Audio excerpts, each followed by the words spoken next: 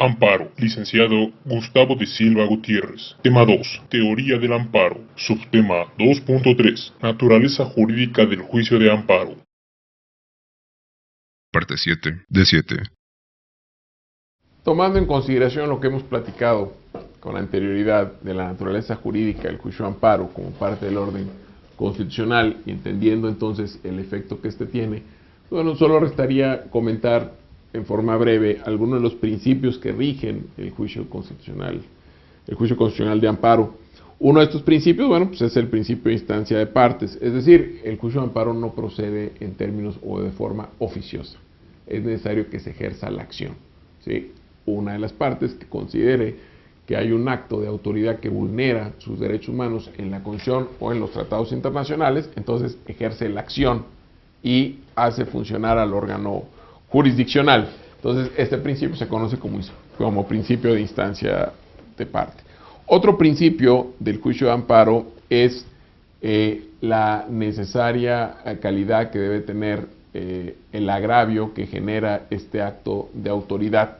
Y aquí existen los conceptos de interés jurídico e interés legítimo. ¿Sí? Lo primero que debemos de ver es que la norma que se someta a consideración o el acto de autoridad u omisión que se someta a consideración de la autoridad de amparo debe haber generado un agravio personal y un agravio actual. Por agravio personal quiere decir que quien ejerza la acción debe hacerlo por vulneración de derechos humanos a él en específico. Es decir, yo no puedo solicitar amparo por mi vecina. Claro que las personas morales lo hacen a través de sus representantes y existen casos, en el caso de menores o incapaces, en que puede hacerlo alguien también a nombre de otras personas. Pero la regla es que cada quien solicita el amparo y la protección en relación con agravios generados a violaciones a derechos humanos propios. Y otra es que el agravio debe ser actual. Es decir, yo no puedo quejarme por algo que pueda o no pueda ocurrir, sino algo que ya ocurrió. Desde luego que el amparo se puede solicitar también por actos futuros, pero que sean inminentes, ¿sí? Pero es diferente, eso no le quita la actualidad al agravio. Es decir, yo puedo pedir amparo contra una orden de aprehensión o inclusive contra una orden de clausura o contra una resolución hacendaria que establezca un crédito fiscal, y también eso incluye la ejecución de ese acto, que tal vez no haya ocurrido, pero que seguramente va a ocurrir. ¿Por qué? Porque el acto ya fue emitido.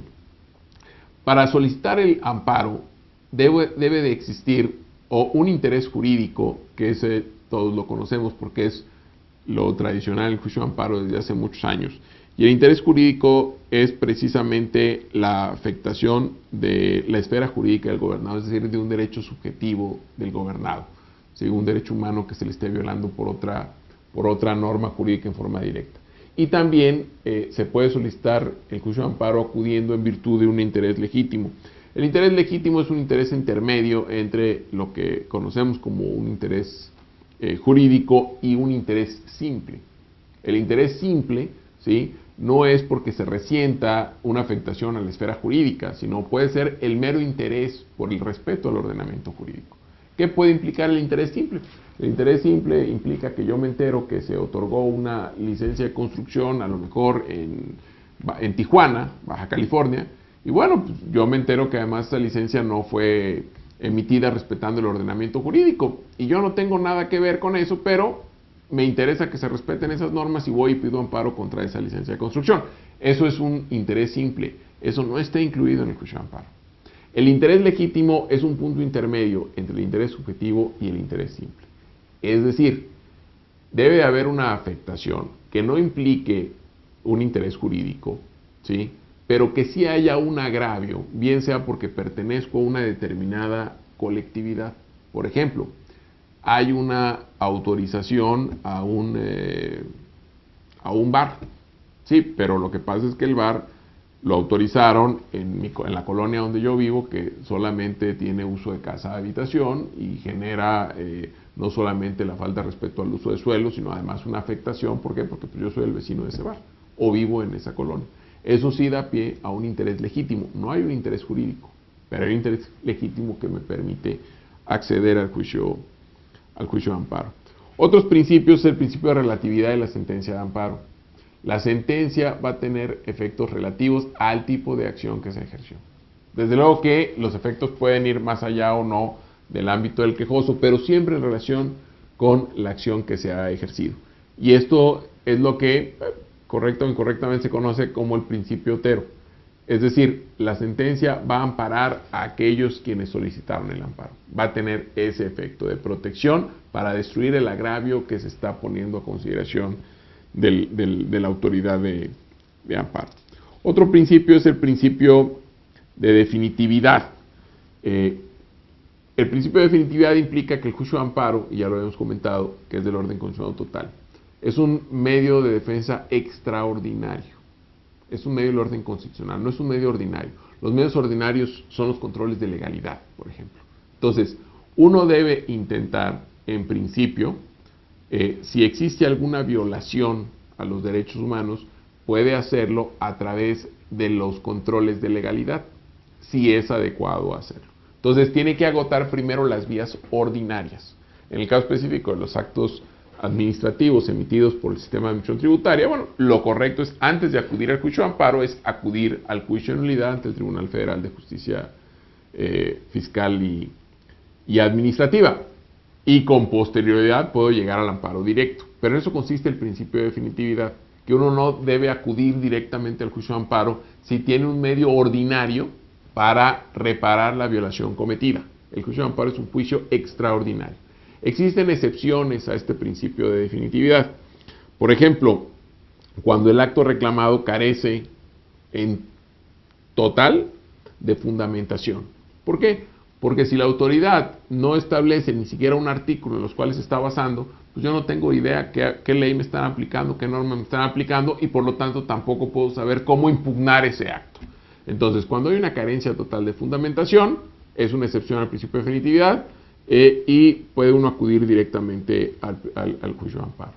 Otro de las excepciones que se dan para no agotar medios ordinarios es cuando esos medios ordinarios o no tienen medios para suspender el acto, o teniéndolos, estas medidas precautorias exigen mayores requisitos que los que exige el juicio de amparo para conceder la suspensión. Entonces, en aras de una protección al gobernado, se permite que el gobernado acuda directamente al juicio de amparo. ¿Por qué? Porque va a obtener con una mayor facilidad y mayor certeza la suspensión del acto. Otro caso de excepción al principio de definitividad es cuando lo que se va a argumentar es la inconstitucionalidad de las leyes en las que se funda el acto reclamado. ¿Por qué? Porque la inconstitucionalidad no se analiza básicamente a través de otros medios ordinarios. Ojo, la Suprema Corte recientemente, en el conocido caso Radilla, permitió el control difuso de constitucionalidad, pero esto es reciente.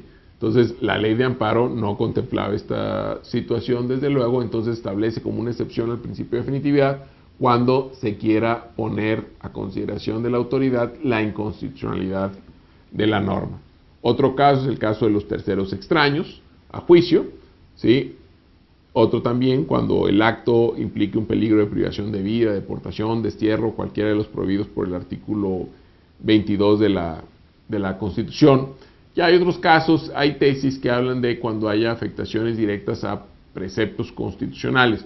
Sin embargo, hay que tener cuidado con la aplicación de estas tesis porque no necesariamente implican que uno pueda dar la vuelta fácilmente al principio de definitividad. Entonces, el principio de definitividad es otro de los principios del juicio de amparo y consiste en que primero hay que agotar medios ordinarios. Otro principio del juicio de amparo es el principio de estricto derecho. Esto quiere decir que el juez de amparo va a analizar la regularidad del acto o de la norma puesta a su consideración a la luz de los argumentos expuestos por el quejoso. Es decir, no va a traer argumentos nuevos o novedosos. El quejoso tiene que establecer claramente de qué es lo que se está doliendo.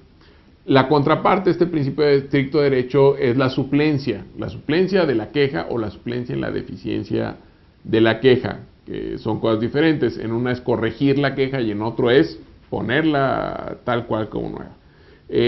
Opera la suplencia, por ejemplo, cuando el acto se fundó en leyes que ya fueron declaradas inconstitucionales por la Suprema Corte de Justicia de la Nación, En materia penal opera a favor del procesado, en materia laboral opera a favor del trabajador, en materia agraria opera a favor de los ejidatarios o comuneros, en cualquier materia a favor de los menores o de los incapaces, o cuando se advierta que ha existido una violación que haya dejado sin defensa al quejoso.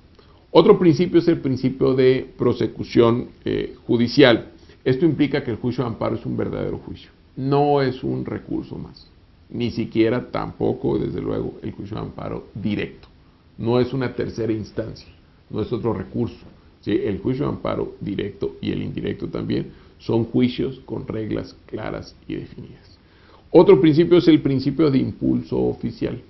Esto implica que no es necesario que se esté correteando o presionando a las autoridades judiciales para que actúen o el juicio avance. No, hay disposiciones específicas en la ley de amparo que establecen la obligación de los juzgadores de que los juicios no queden paralizados. Entonces, se debe de actuar oficiosamente. Hay otros principios, como el principio de limitación de pruebas. Esto implica que el quejoso no puede ofrecer pruebas que no fueron valoradas por la responsable, en algunos casos, desde luego. O el principio de la naturaleza declarativa de la sentencia, que esto implica que el juez de amparo no se sustituye por la autoridad responsable. Es decir, el juez analiza las normas o actos que le son puestos a su consideración y determina si son válidas o no a la luz de la Constitución, pero no emite normas sustituyéndose por la autoridad que emitió la norma jurídica que está juzgando. Finalmente, habíamos comentado que el fin que persigue el juicio de amparo es el respeto a los derechos humanos previstos en la Constitución o en los tratados internacionales. ¿Cómo se va a lograr este respeto? Bueno, porque si una vez concluido el juicio se considera o se determina que estos derechos humanos fueron vulnerados o contradichos por la norma que se puso a consideración del juez de amparo, entonces no solamente va a declarar inválido ese acto o va a obligar a la autoridad a actuar en determinado sentido. Lo importante es que se repare la violación al derecho humano que fue vulnerado. ¿Sí? Entonces, el sistema de reparación cobra la mayor importancia. ¿Por qué? Porque la finalidad del juicio de amparo es lograr que se respeten los derechos humanos previstos en la Constitución o los tratados. Luego, entonces, si advierte alguna norma que no respeta estos derechos, la debe invalidar y debe generar el efecto que sea necesario para reparar la violación cometida. Fin parte 7 de 7. Programa de formación, especialidad de SAT. Secretaría de Hacienda y Crédito Público. Servicio de Administración Tributaria.